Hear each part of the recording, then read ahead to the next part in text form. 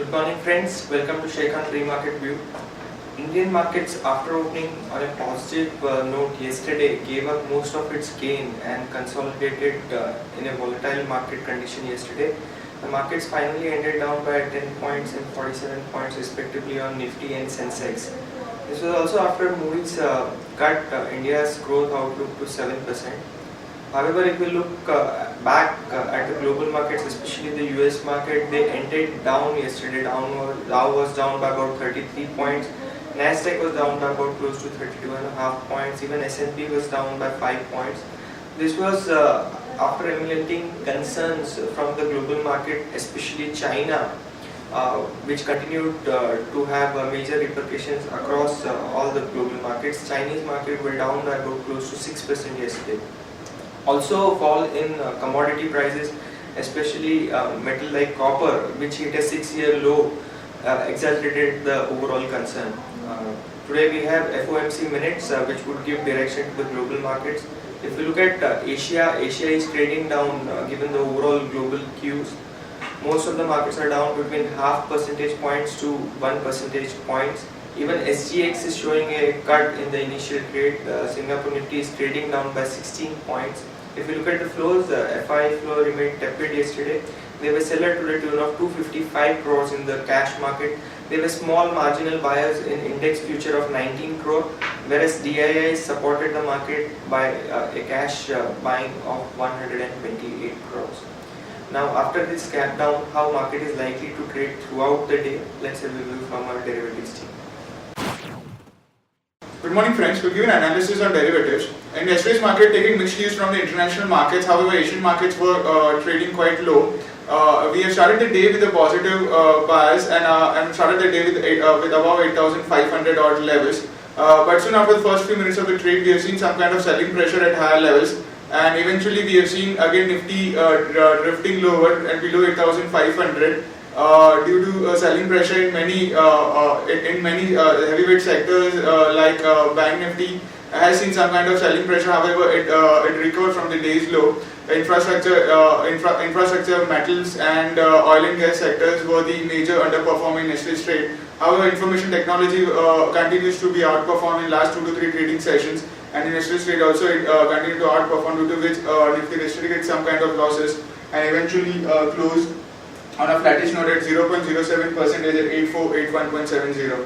On the open interest terms, we continue to see an unwinding. Not major participants was been observed by market participants in derivatives in last 2 to 3 trading sessions. However, actually market participant has been on the sidelines and has been finding out the clear trend for the market for going forward.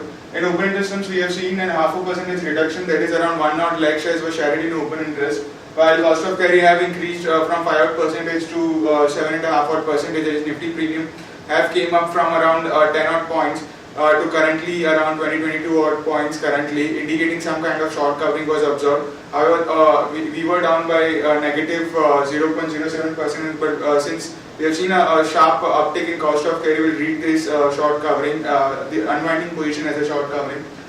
Put call ratio have increased from 0.95 to 0.98 odd levels, while Indian volatility index has been more or less same as 16.36 levels. The options activity 8,500 continues to add significant amount of positions. In yesterday's trade also, it was one of the highest in terms of it has seen highest build up in open interest in yesterday's trade. Has seen an addition of around, however, only for 9 odd percentage, and followed by 8,600 and 700 call option have seen some kind of unwinding. While in put option, 8,500 put option have also seen an addition of around 12 odd percentage, followed by 8,400 put option, which has seen an addition of around 4 odd percentage. As in the options activity, the option activity has not been suggesting any clear trend for the market. However, 8,500, 550 remains as a crucial resistance, and simultaneously 8,450, which is our VWAP level from last 2 to 3 trading sessions, has been the strongest support for the market going forward. And on today's trading session also, market participants should look on the level of 8450 as crucial support for our market. There are 2 securities in band period for today's trade, that is Antec Auto and India Siemens. On FIs terms also they are not so active. In index futures there were net buyers of only 19 odd crores.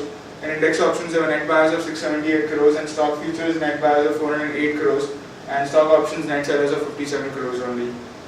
As suggested, our 5 days VWAP stands at 8450 with a lower range at 8450 and higher range at 8600. 8450 on a closing basis remains the crucial support for our market, so market participants should look into it for taking any kind of short-term to intraday positions. SX Nifty is trading negative by around 13 odd points at 8461, indicating some kind of flattish to negative opening can be expected in today's trade. That's it from derivatives. Thank you. Friends, let's have a look at the trading ideas for the first one being L&T Finance Holding. Now, L&T Finance Holding is looking to dilute close to 3.5 to 4% stake and raise close to 1,000 crore by selling this stake to PE investors. This would essentially be to fund their capital growth for the next 2 years. Now, this is positive news for L&T Finance Holding, and one can long it with stop loss of 67 for potential upside of 72 and 75.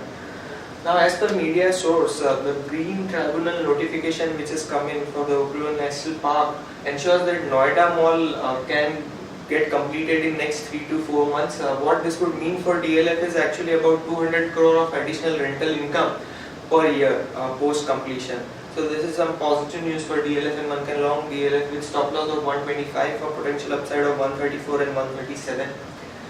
Moving on to important news, Rajesh Exports yesterday has backed an order worth 1170 crore from a UAE based company. This is essentially to make gold and diamond studded jewellery and medallions. India's domestic air traffic growth rose about 29.3% YOY. Now this is one of the highest growth which is recorded by this industry in the several months. Bosch Limited has completed a 12 megawatt solar power plant project for Kochi International Airport, which was inaugurated yesterday by Kerala Chief Minister. India's food grain production data has come in. There is a decline of about 4.66% and the overall production stood at 252.68 million tons.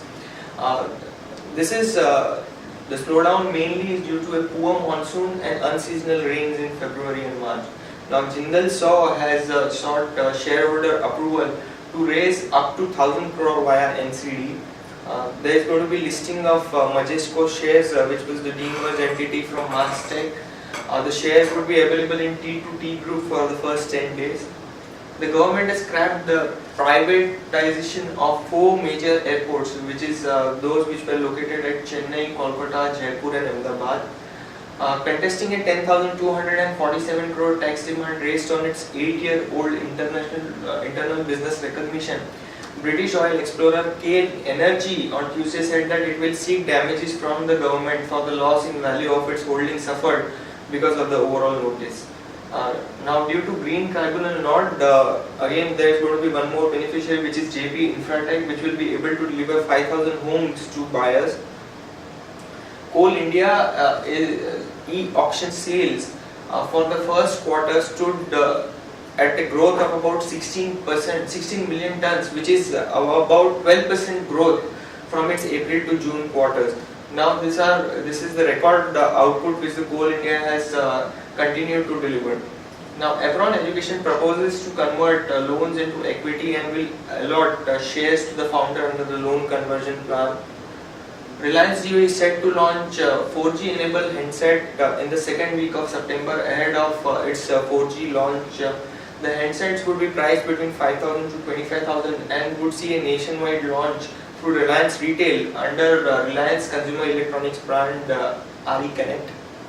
IOC, the nation's largest oil retailer, is set to exceed its capital expenditure target of 56,200 crore for the 12th 5-year plan.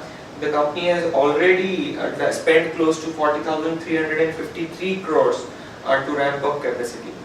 Moving on to the watch list for the day, we have stock with positive bias IOC, SBI and IP Real Estate. Stock with negative bias we have Sun TV, Dish TV and BEL.